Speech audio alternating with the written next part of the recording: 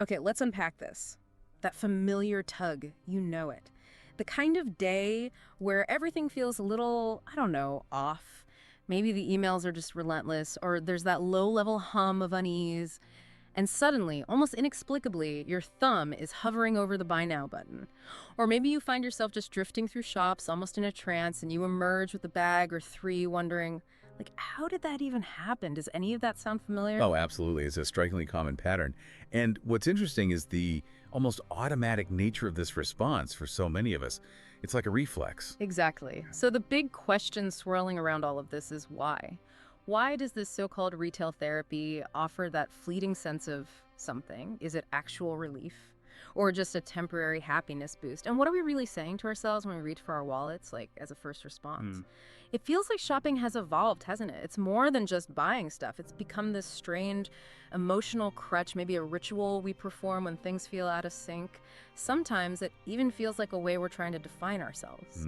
Well, if you think about the sheer volume of persuasive messages we're constantly exposed to, it starts to make a certain kind of, well, unsettling sense. How so? Feels like every other advertisement, subtly or maybe not so subtly, links a product to an emotional need. Right. The underlying message is often, buy this, get this thing, and you will experience a specific positive emotion, or you'll overcome a negative one. It's just this relentless promise of transformation through consumption. Yeah, it's constant, isn't it? This subtle suggestion that happiness, confidence, even like belonging can be purchased. They're selling us this carefully constructed illusion that the next thing we buy is the key to feeling better, more complete. And on some level, we're susceptible to it because, well, who doesn't want to feel better? Exactly. Which raises a really compelling question about where that satisfaction actually comes from when we shop. Is it genuinely about the tangible items we bring home, the actual stuff? Or is there something deeper, maybe unconscious, at play? Think about the world we live in now, so hyper-connected. Oh, yeah. Social media. Exactly. Yeah. Platforms saturated with these idealized pictures of life, often centered around consumption. You know, influencers showing off their latest haul, unboxing videos, entire communities celebrating just acquiring more. Right. The Instagram hauls, the TikTok unboxings. And all this constant exposure, it normalizes it. It even sort of glorifies consumerism as the default response to, well, pretty much any feeling or situation. It really have become normalized. That phrase, treat yourself, has almost become this mantra, hasn't it? It's like a perfectly acceptable excuse for a little retail therapy when we're feeling stressed or bored or just blah. Think about someone like, let's call her Sarah. She has a truly awful week. Work deadlines are killing her. She had a fight with a friend, maybe even just spilled coffee all over herself. We've all been there. Right. So what's her go-to response on the way home? She instinctively opens her favorite shopping app. A casual browse turns into, a full-on online spree. And, okay, maybe her bank account feels a little bruised afterwards, but in that moment, she experiences this temporary lift. It's like that underlying unease gets filled, just for a bit, by the anticipation of new things arriving. That anticipation is key. But it begs the question, right? Is that fleeting, feeling truly harmless? Or could it be a symptom of something more profound that we're just not looking at? Well, if we put on a sort of Freudian lens here, Sarah's shopping spree isn't fundamentally about the shoes or the dress she bought. Okay. What becomes really significant is the underlying motivation. It's likely tied to those, let's say, unmet desires, repressed emotions, maybe unresolved conflicts that, well, we all carry around to some extent. So in this view, shopping isn't just a transaction. It transforms into this symbolic search for something much bigger than just material stuff. It becomes a quest for maybe a sense of control in a world that feels overwhelming sometimes. Control. Yeah, that feels really key. Or yearning for validation, or even an unconscious hunt for meaning. That makes sense. You might feel powerless dealing with your boss or in a tricky relationship, but you absolutely have agency over what goes in your online cart. Precisely. That small act of control, even over choosing, I don't know, a new phone case, it can provide this powerful, albeit temporary, sense of agency. And then there's this other fascinating psychological mechanism. Projection. Projection, how does that fit in? Well, when we acquire something new, we often unconsciously project our ideal self-image onto that object. So that sharp new blazer isn't just fabric and thread. It's the successful me. Exactly. It symbolizes the successful, confident professional you aspire to be. Or that stylish suitcase embodies the sophisticated traveler you picture yourself as. The fancy fitness tracker represents your commitment to being healthier, more disciplined. Right, right. It's like we're buying into a fantasy version of ourselves, or maybe how we want other people to see us. But here's the catch. The external object, no matter how nice it is, can't magically change our internal reality, can it? Sadly, no. So that gap persists, the gap between who we are right now and who we aspire to be. And the urge to bridge that gap through more consumption just comes back. It perpetuates the cycle. Ah, okay. So the temporary relief comes from this distraction, this momentary filling of whatever void we feel inside. Exactly. But it's like putting a bandage on a deeper wound. It's superficial. And this is where the Freudian concept of sublimation becomes quite relevant. Sublimation. Refresh my memory on that one. Think of it as a redirection. Taking those unacceptable impulses, maybe feelings of anger, sadness, frustration, even deeper sort of primal urges, and channeling them into something more socially acceptable, like shopping. So instead of yelling at someone or dealing with feeling sad, you buy shoes. Essentially, yes.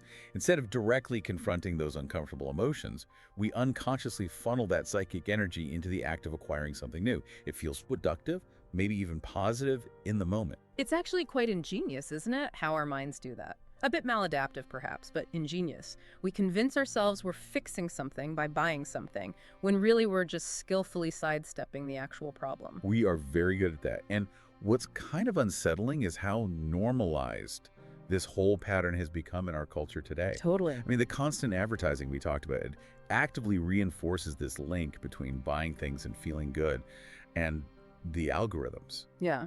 They curate our online world to show us exactly what marketers think we desire, which just intensifies the cycle. And social media turns shopping into a kind of performance, right? A performance, exactly. Yeah. Sharing our latest purchases isn't just about, hey, look what I got. It's also about signaling identity, projecting status, trying to belong to certain online groups.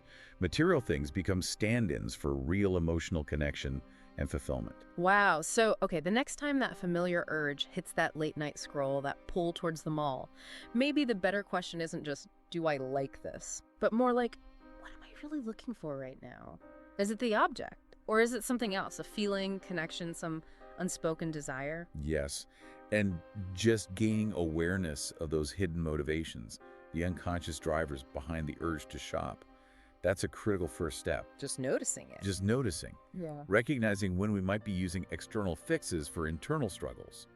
And that act of conscious recognition, even if it's uncomfortable at first, that's the beginning of potentially breaking the cycle. Okay, so we've kind of scratched the surface here. But what if we dig even deeper into the, the shadowy corners of the unconscious mind? If Freud himself could analyze our modern online shopping carts, what would he make of it all? Well, it becomes particularly compelling when you think about his concept of libido. Okay, libido, usually associated with sex drive. Yes, but Freud used it more broadly too, as a fundamental life force. Yeah. The drive towards pleasure, fulfillment, wholeness. So if we see it that way, that irresistible urge to buy something new, it shifts. It becomes less about the actual thing you're buying and more about the promise it holds. The anticipated satisfaction, the idealized picture of a slightly better version of yourself post-purchase. The promise. But as we've said, that promised satisfaction is usually frustratingly short-lived. Yeah, it really is. It's like chasing this fleeting high that never quite delivers what you hoped. You get that initial buzz when you buy it, but then it fades. And you're often left facing the original feeling, maybe now with added guilt about spending the money. Precisely. Freud might see this whole pattern as a very modern form of sublimation, like we discussed. Okay, sublimation again, redirecting unacceptable feelings. Right. When we're grappling with those difficult emotions, frustration, anxiety, feeling powerless, well, what's a more socially acceptable, readily available outlet than a bit of retail therapy? True. It's easy. It's encouraged even. It functions as this sanctioned channel for those intense feelings. You might feel like you can't express anger towards your boss. But you can buy those expensive sneakers you've been eyeing. Exactly. It serves as a substitute for the direct emotional release your unconscious mind is actually craving. So that impulse buy, it might not be about the sneakers at all. It's an attempt to quiet some other deeper internal noise. But what are we trying to silence? Well, that leads us straight to another key Freudian idea: repression. Repression, pushing stuff down. Exactly. Freud believed we have this psychic mechanism that pushes down desires and emotions that feel too painful, too threatening, or just too socially unacceptable to consciously deal with. Okay. But these repressed feelings don't just disappear. They often find ways to bubble up indirectly, symbolically. Through shopping. It's one way, yes. In retail therapy, these buried emotions, maybe deep sadness, unacknowledged anger, a profound sense of loss can get projected onto the objects we choose. That new dress isn't just a dress. It becomes a symbol of hope for a better future. Or that new gadget isn't just tech. It embodies possibility, potential, a fresh start. Wow, it's like we're unconsciously giving these inanimate objects almost magical powers to fix how we feel inside. And then there's projection again, seeing our ideal self in them. They work together. That luxury watch isn't just telling time. It projects success, competence, status. That complicated skincare routine isn't just self-care. It projects an aspiration towards maybe unattainable perfection. And these projections distract us from our insecurities. For a moment, yes. They offer temporary distraction from insecurities, perceived flaws. But paradoxically, this process reinforces our reliance on external validation, on things, for our sense of self-worth. Which creates this self-perpetuating cycle, doesn't it? We buy things to feel better about ourselves, but doing that actually deepens our dependence on those external things for our sense of value. Exactly. And then you see other defense mechanisms kicking in. Denial, for instance. How does denial show up? When we stubbornly convince ourselves that this purchase, this one thing, will genuinely bring lasting happiness or boost our confidence, while conveniently ignoring the deeper issues. Or rationalization? Oh, absolutely. We become masters of rationalization. We concoct justifications for impulse buys. The classic "it was on sale" is a prime example. Guilty as charged. These defenses shield us from facing uncomfortable truths about why we're really shopping. It's amazing the mental gymnastics we can perform, isn't it? And you mentioned fear earlier. It feels like anxiety must play a huge role in this, too. A massive role. Modern life is often anxiety-inducing, let's be honest. And shopping can offer this perceived escape, however temporary. Especially during uncertain times. Definitely. Think about periods of major uncertainty, a pandemic, economic instability, big societal changes. People often turn to shopping as a way to try and reassert some control in a world that feels chaotic. Trying to control something. Right. From a Freudian standpoint, this could link back to a fundamental fear of loss of security, connection, maybe self-worth. Acquiring objects becomes an unconscious attempt to fill that perceived void. But it's an illusion of control, isn't it? Buying stuff doesn't actually fix the root causes of the anxiety. Not at all. It becomes a cycle of avoidance. We buy things to avoid feeling uncomfortable emotions, to avoid confronting difficult parts of ourselves or our lives. And doing that reinforces the belief that happiness is external, something you can buy off the shelf. Exactly. It reinforces the idea that happiness is purchased, not cultivated. In a way, it's a form of self-deception.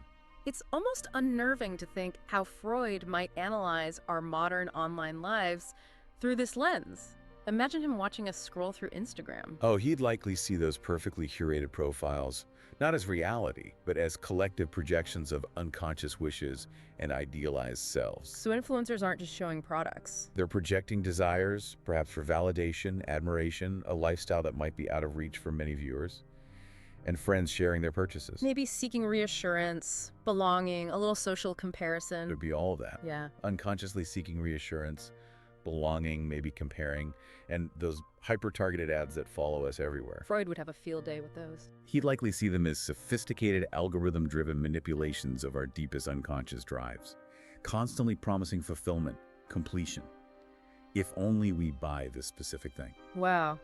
It paints a bit of a bleak picture, doesn't it? This relentless cycle of wanting and buying, driven by these hidden forces. It can seem bleak, but it also offers a really powerful insight into why we do what we do.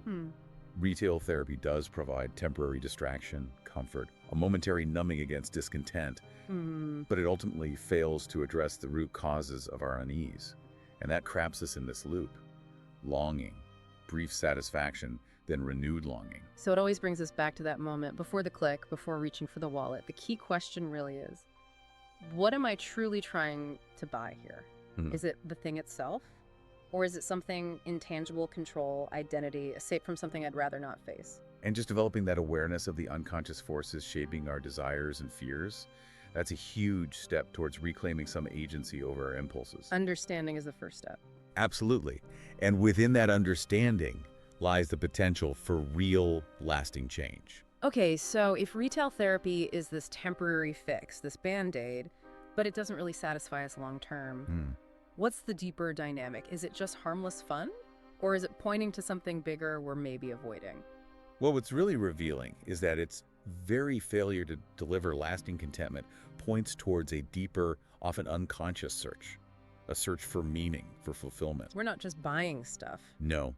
On a deeper level, we're trying to fill an internal void, a sense of incompleteness that, frankly, material objects just can't fill. And the reason we keep doing it, even though it doesn't fully work. It becomes a substitute for genuine psychological healing. It's a manifestation of what Freud called the compulsion to repeat. The compulsion to repeat. That sounds ominous. It's an unconscious drive to reenact certain patterns, certain behaviors, often in the unconscious hope that this time the outcome will be different, that this time it will finally satisfy the underlying need. That's striking. It's like being stuck in a loop, even when part of you knows it's not really working. Exactly. And digging even deeper into Freud, one could even frame this cautiously within the idea of the death drive. Whoa, okay. Death drive. That sounds intense. It's crucial not to take it literally as a desire for death. Think of it more as an unconscious pull towards inertia, towards stasis, a resistance to the discomfort of change and growth, an avoidance of deeper anxieties. So how does that relate to shopping? In retail therapy, it might manifest as this unconscious desire to just numb uncomfortable feelings temporarily, even if the shopping itself creates new problems, later debt, guilt, clutter. Each impulse buy could be seen as a small act of avoiding the harder work of self-reflection and emotional processing. So choosing the quick, easy comfort of buying something over the tougher, maybe uncomfortable process of actually facing what's making us unhappy. Precisely. And think about how our shopping habits often become a kind of performance, too, within consumer culture. A performance, like putting on a show. In a way, the things we buy and display, you could see them as lines in an unspoken script about who we are, maybe who we want people to think we are. Right. And there's often this disconnect, isn't there, between the image we project through our purchases and our actual authentic inner experience. The objects become like props in a play about a life that might not fully align with our reality. So we're playing a role through our stuff. And if that role doesn't feel real inside, the emptiness comes back. It inevitably does. And this can also tie into another defense mechanism, sassing. Displacement. How does that work here? We might feel frustrated, angry, resentful about something completely unrelated, work or relationship, whatever. But instead of dealing with that, we unconsciously redirect those strong emotions into the act of shopping. It's a coping mechanism, but a maladaptive one. Because it doesn't fix the original problem. Exactly. It doesn't resolve the source of the negative feelings, and it just reinforces the pattern of turning to shopping for emotional regulation, making the cycle stronger. So it really forces the question, is the shopping the main issue? Or is it the underlying emptiness or dissatisfaction that's driving it? It feels more and more like the emptiness is the real symptom. I think Freud would likely argue that yes, that this pervasive sense of emptiness reflects a fundamental human longing for genuine connection, for a sense of purpose beyond just accumulating things, for authenticity. And in our world, which often emphasizes material success and looking good on the outside, those deeper human needs can get pushed aside, marginalized. So shopping becomes this readily available, though ultimately unsatisfying way to try and fill that void, to quiet those deeper existential questions about who we are and what truly gives our lives meaning. it's like a desperate attempt to find meaning in objects, even when we know deep down they can't provide it. Yes, but even within this seemingly misguided pattern, there's maybe a flicker of something inherently human. Oh, what's that? That desire to shape our lives, to express ourselves, to reject our hopes. Even seemingly trivial purchases can carry traces of our dreams, our yearning for something more. While the objects don't heal us, maybe they remind us of our capacity to imagine, to aspire. That's a more nuanced take. So bringing it back to the start, what would Freud's overarching interpretation be? What would he say about all this retail therapy? He might see our collective reliance on it as a major symptom of a deep underlying anxiety simmering within our consumer-driven culture.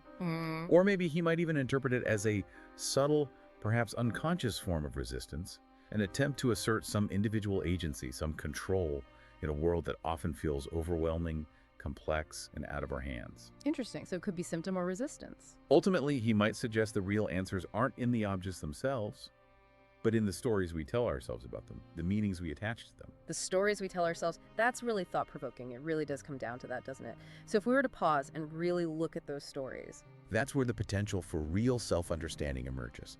And maybe that leads us to the final unsettling question for you, the listener, to ponder. Okay. If we actually stopped, if we consciously resisted that impulse to shop, just sat with the urge and didn't act, what might we find lurking just beneath the surface of that desire? Wow. Powerful food for thought indeed.